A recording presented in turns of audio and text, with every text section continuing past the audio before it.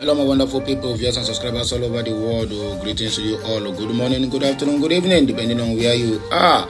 My name still remains Amandia, and there's a reporting live from the platform of Okute Daily Talk. Happy Thursday,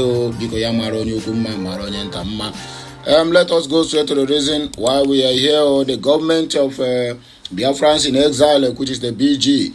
They don't encourage and advise the so-called Zoological Republic of Nigerian government. According to them, they tell them, and I quote, stop using force or threats and engage Finland to mediate Biafra Republic government in exile to Nigerian government. In other words, they are encouraging them, giving them insights on how to approach Simon Ekpa to end the marginalization and also the so-called killings and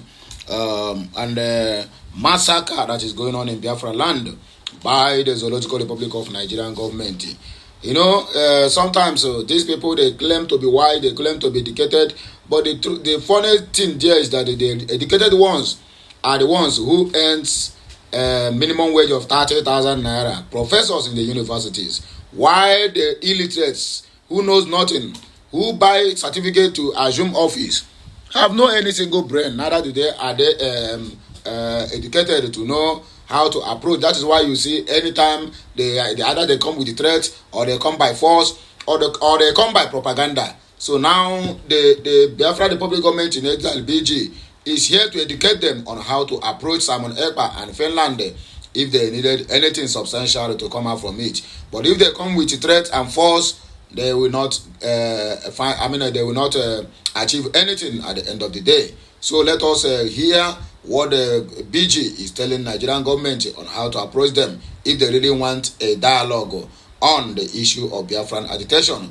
In fact, it seems like they are trying to force Finland to deport Simon Ekpa simply because 2nd of December 2024 is the day to declare the Biafran as a nation, where even whether they Zuu like it or not, the world will surely acknowledge it. And that is what we are going to read out now.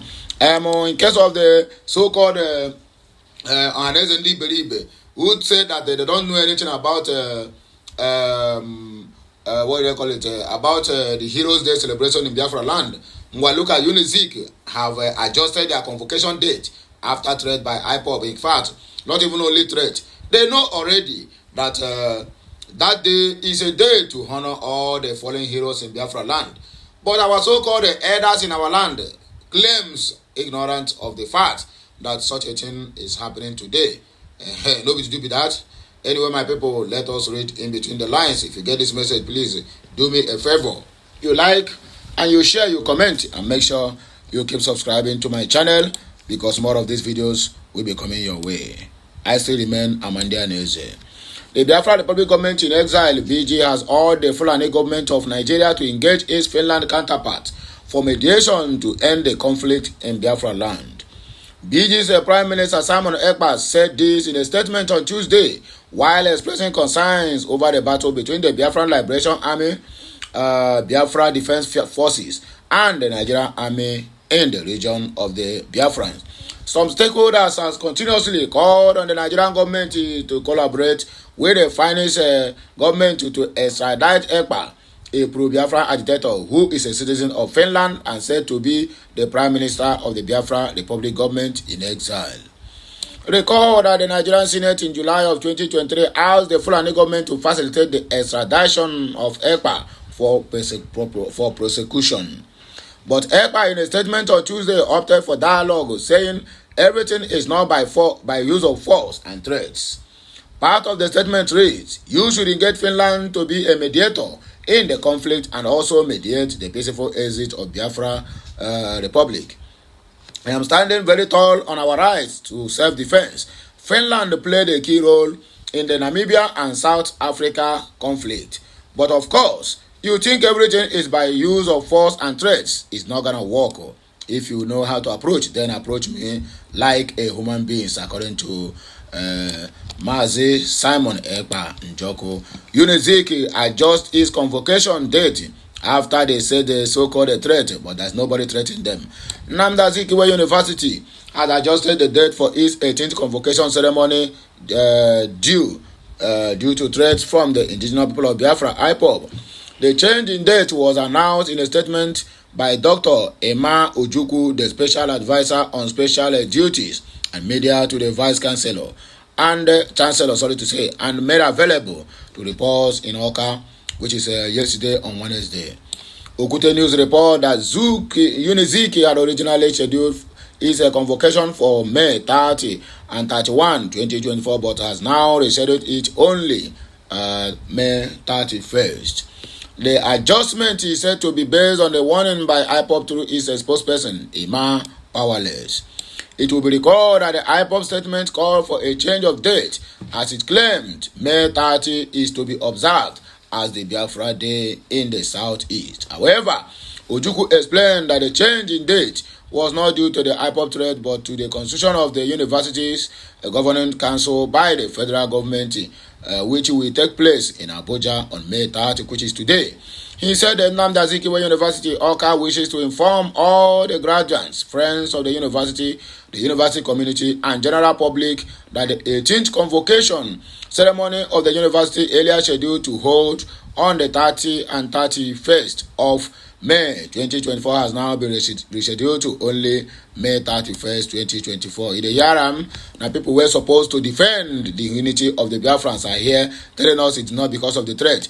That means if not because of the threat, you people will go on with your normal duties, forgetting to honor those who fought for your existence. That is arrant, nonsensical nonsense. The reason for the rescheduling is because of the federal government's appointment of new governing council members who will be inaugurated in Abuja on May 30 of 2024. As the university management is expected to be present in the inauguration in Abuja, it was considered necessary and inevitable to adjust the convocation ceremony due to date only May 31st, 2024 for all activities of the 2024 18th convocation ceremony. All activities involving the undergraduate, postgraduate, award of honorary degrees, and the convocation lecture will now hold on May 31st of 2024, according to the information. Well, all graduates and the public are to note this information and disregard any other information not emanating from the university, according to the so-called Ojukwu. The university management regrets any inconveniences this adjustment will cause the general public in the future or maybe the past future, but I can't tell. Anyway, now go tell me waiting to happen. These people are not really representing us well. They are only doing the bidding of their so-called paymasters, forgetting to note that a time shall come when these people will abandon them. I mean, they will use them and also dump them like trash. Anyway, we are stretching our leg now to Kaduna, where the so-called notorious terrorist commander surrenders to army in Kaduna. What does that tell you? These people are busy recruiting militants into the military because they have seen the dangers ahead. Anyway, the Nigerian army has disclosed that a notorious terrorist commander known as Lawal Walba surrendered to the troops in Kaduna State. Okute News report that the army made this known on Wednesday in a post via its Facebook page. The Nigerian army said the suspected terrorist commander turned himself in on Tuesday, May 28, 2024, following intensified military operations targeting terrorist enclaves in the Kaduna State. 2 AK-47 rifles, a motorbike, and 2 magazines loaded with 7.62 mm special ammunition were recovered from Kwalaba. The army authorities added that Kwalaba is currently undergoing thorough profiling at the military facility, adding that the process is expected to provide valuable insight that could aid in dismantling the remaining terrorist networks. The post-raid, the troops' relentlessly operational activities have been pivotal in pressurizing terrorist factions, leading to Kwalaba's decision to surrender with his fighters. This development marks a crucial step in the ongoing fight against terrorism in Kaduna State and the broader region. During the surrender, troops recovered 2 AK-47 rifles, a motorbike, and 2 magazines loaded with 7.62 mm special ammunition, according to them. Anyway, my wonderful people, we'll be like saying, here we go take back break on behalf of us again when we come back. Back on our listen, these terrorists that surrendered have pied a lot of people in Kaduna. As a matter of fact, these are the people who is carrying out the dastardly killings in southern Kaduna. Now it has surrendered to the truth. And now, tomorrow now, they will say, oh, this one will go into the integration. What about the people they killed? What about the family that they rendered homeless? What about the kids that they rendered motherless and fatherless? And what about the 8 parents who could not bear children again that these people rendered childless? This country is a joke. The called Nigeria country is a joke. He's a repentant Boko Haram. Tomorrow they will take him to the army, and the next one they will push him down to the southeast to continue where he stopped. And you tell us not to speak. When we speak, you are looking for us to kill. May the God Almighty, He will be the one to judge all this matter. Despite the fact that God cannot fight, but with the help of God, we can be able to achieve our aims. Anyway, my people, like, share, comment, and make sure you subscribe. I'll be right back. Kemesiano, my wonderful people.